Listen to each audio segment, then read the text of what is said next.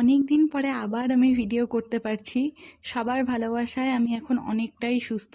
তো গতকাল রবিবার ছিল, তো বর বলল অনেক দিন ঘরে বসে আছিস, এবার চল তোকে একটু কিছু খাইয়ে আনি, একটু ঘুরিয়ে আনি। আর বর্ষাকাল, গরম গরম পকোড়া খেলাম অনেক দিন পরে, অনেক দিন খাওয়াও হয়নি। তো কালকে একটু পকোড়া খেলাম, বর আমাকে একটু খাইয়ে দিল।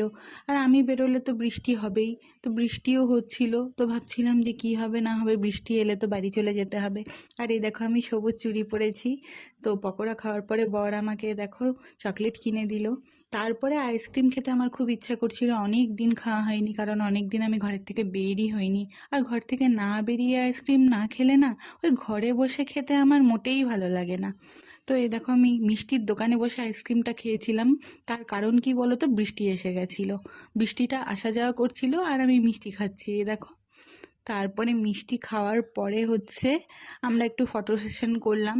তো দেখলাম অবস্থা ভালো নয়, তো তাড়াতাড়ি বাড়ি ফিরে গেছিলাম। তো এটা ছিল কালকের একটা রবিবারের ছোট্ট মিনি ব্লগ।